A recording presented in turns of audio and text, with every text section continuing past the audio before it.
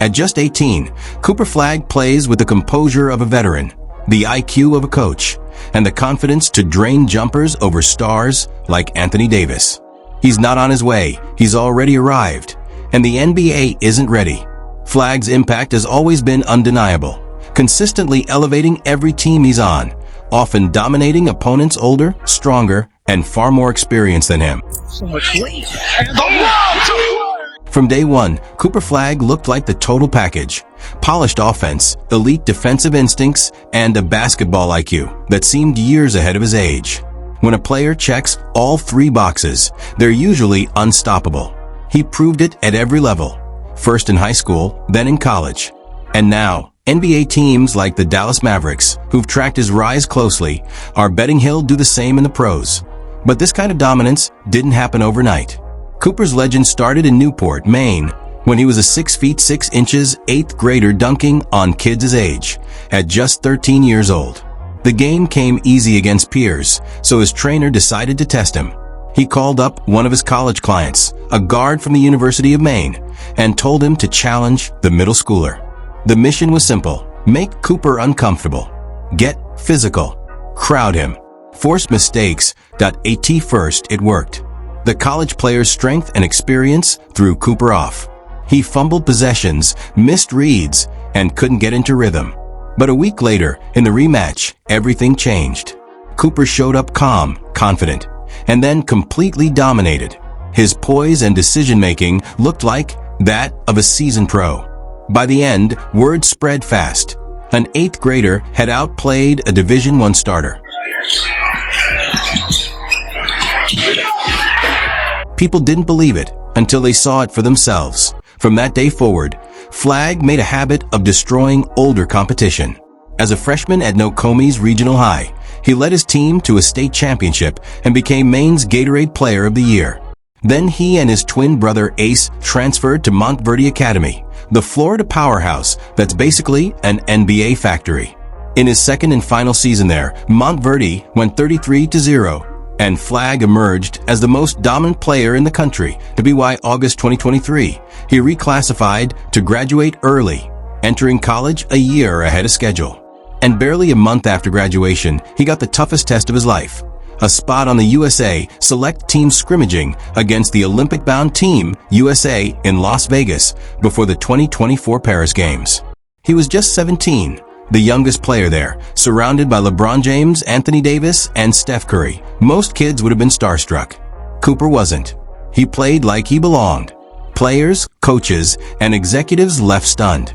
But what impressed select team head coach Jamal Mosley, who also coaches the Orlando Magic, wasn't just Flagg's performance. It was his mindset.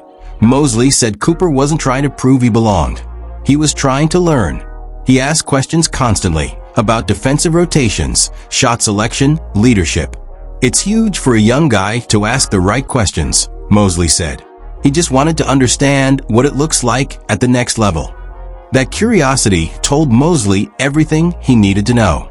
Guys with high basketball IQs who want to play the right way, they ask questions. Mosley remembered one play that summed up Cooper's maturity. Flagg caught the ball in the paint, guarded by Drew Holiday, one of the toughest defenders alive. Mosley assumed the kid wouldn't move him. Instead, Cooper backed him down and finished through him. "That's Drew," Mosley laughed. "Nobody backs Drew down. He just finished it on him." After holding his own against Team USA, college basketball was never going to intimidate him.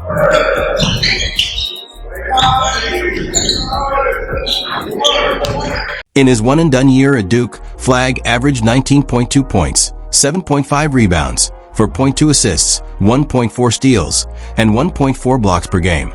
He wasn't just Duke's best player. He was the best player in the country. The Blue Devils went 35-4 with him leading the charge, locking up his status as the #1 pick in the upcoming NBA draft. Head coach John Shire trusted him completely, even giving him point-forward responsibilities. Flagg brought the ball up, ran the offense, and finished the season with 156 assists, 41 more than any other Duke player. Among all ACC players, only 7 others had double-digit scoring averages with an assist percentage above 25%, and none of them were forwards that he had 5 games with 7 or more assists, including a record-breaking night against Notre Dame on January 11th, 2025. That night, he dropped 42 points, 6 rebounds, and 7 assists, shooting 11 for 14 from the field, 4 for 6 from 3, and 16 for 17 at the line. The performance shattered both the Duke and ACC freshman scoring records, and in the NCAA tournament, he kept raising the bar. In Duke's Sweet 16 win over Arizona, Flagg erupted for 30 points, 6 rebounds, and 3 blocks, all while orchestrating the offense like a veteran. Coach Shire called it one of the best tournament performances I've ever seen. By the end of the season, Flagg swept nearly every major award: ACC Player of the Year, ACC Rookie of the Year, and National Player of the Year from the AP, NABC, USBWA, and the Wooden Award. That made him just the 4th freshman in history, joining Zion Williamson, Anthony Davis, and Kevin Durant to win National Player of the Year honors. From main gyms to March Madness, Cooper Flagg hasn't just met expectations, he's obliterated them. The scary part? He's still only 18. For years, Cooper Flagg has carried the label the next big thing.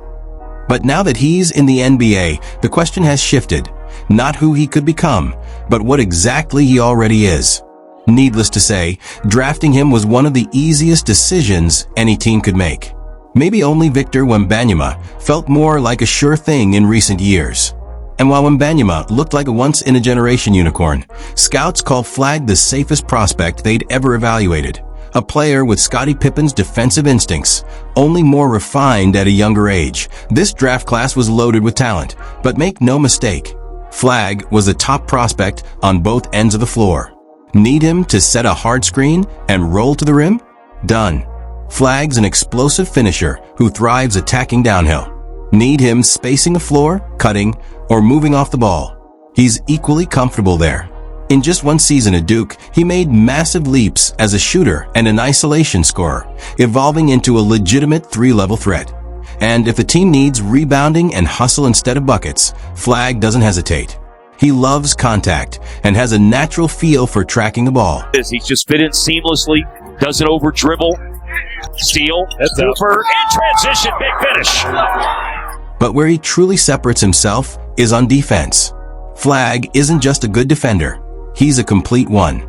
A player who doesn't really have a position because he can guard every single one. One night he's locking up a quick guard on the perimeter. The next he's banging with a center in the paint. For a team that switches everything, that kind of versatility is priceless. That he's instinctive, disruptive, and remarkably composed for his age. He doesn't over-dribble or force plays in transition. He just makes the right read and finishes strong. His timing and awareness make him a nightmare for opposing offenses.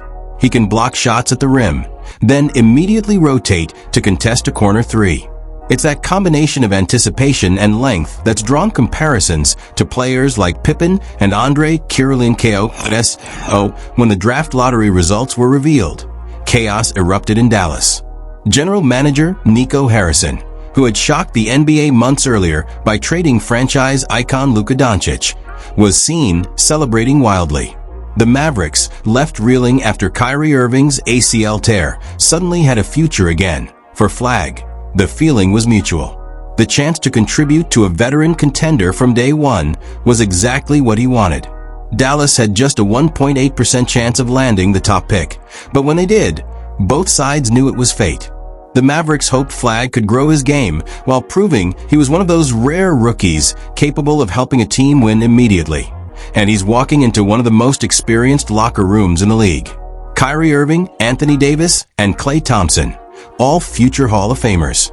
Around them, a group of proven role players like Derek Lively II, Daniel Gafford, and P.J. Washington. NCAA basketball here in Las Vegas. And of course, everyone thinks that they'll have... Oh, wow!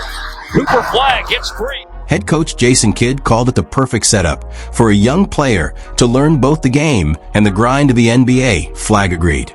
He called it a blessing and said he was ready to absorb everything he could. And it's a good thing he's wired that way, because Kidd seems ready to challenge him immediately. When Kidd watched film from Flagg's Duke season, he couldn't help but think back to another 6 feet 8 inches Blue Devil who entered the NBA with similar polish, Grant Hill. Hill shared Rookie of the Year honors with Kidd back in 1995 and became a prototype for the modern point forward. Kidd said he sees that same balance of power, skill, and vision in Flagg's game. Flagg's offensive poise is hard to miss. His ability to dictate tempo while attacking with force jumps off the screen. It's easy to imagine him driving into the lane, then lofting lobs to Davis, Lively, or Gafford, just like he did for Duke's Cameron Malawach. And with Kyrie out, Dallas will need that playmaking immediately. Without Irving's shot creation, Kidd plans to use Flagg as both a secondary ball handler and occasional initiator, testing whether he can direct NBA offenses the way he did in college. The Mavericks believe their massive front court of Davis, Gafford, Lively, and Washington could become one of the most dominant defensive units in basketball. And with Flagg quarterbacking from the wing, it could be a nightmare for opponents trying to score inside. When Cooper arrived in Dallas, Kidd wasted no time. He wanted to see how much of the offense the rookie could actually run, and Summer League in Las Vegas became the testing ground. The results? Mixed, but highly encouraging. In his debut, Flagg struggled with efficiency, shooting just 5 for 21 from the field. But even on an off night, he managed to completely swing the game's biggest moment. With just over a minute left, he flew in from the weak side to block a layup, grabbed the ball, pushed to break himself, drew 3 defenders, and kicked it out for a wide-open 3 that sealed the win over the Lakers. Then came Game 2 against the Spurs, and this time he erupted. 31 points in 31 minutes. Suddenly, everything clicked. The footwork, the jumper, the decision-making. He controlled the pace, looked unfazed under pressure, and made veteran reads all night. After that, Dallas shut him down for the rest of Summer League. They'd seen all they needed to. What impressed the Mavericks most wasn't just the stat line. It was his composure. The way he ran the offense, handled traps, and communicated with teammates. For an 18-year-old rookie, it was exactly what they'd hoped to see. Jason Kidd summed it up best after that performance. He's young, but he plays like he's been here before. And that's the story of Cooper Flagg. Not the next big thing, but the real thing right now. Flagg down the floor, makes the catch, and throws down the slam. By the time preseason arrived, Cooper Flagg was no longer just fitting in. He was taking charge. Jason Kidd started giving him more reps as the lead ball handler, testing how much responsibility the rookie could handle with what could end up being Dallas's actual starting lineup. Flagg opened the preseason at forward, the same position he played at Duke, but for the final 2 games, Kidd made a bold move. He shifted Flagg to point guard. The results were impressive. In those 2 starts, Flagg averaged 12 points, 4.5 rebounds, and 2 assists per game, and perhaps most impressively, 0 turnovers. He did it all while directing a massive lineup that featured Klay Thompson, P.J. Washington, Anthony Davis, and Derek Lively too. The obvious question was spacing. With so much size and limited 3-point shooting, the floor could have easily clogged up. But Kidd didn't seem the least bit concerned.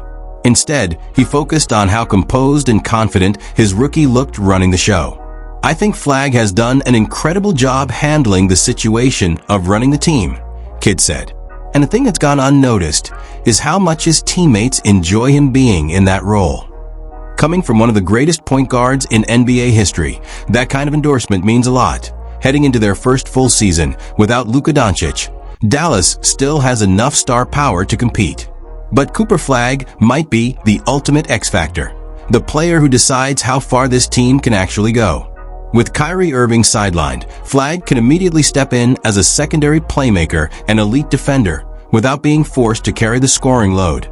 And on defense, he's already projected to be one of the Mavericks' most versatile weapons from the moment he steps on the floor.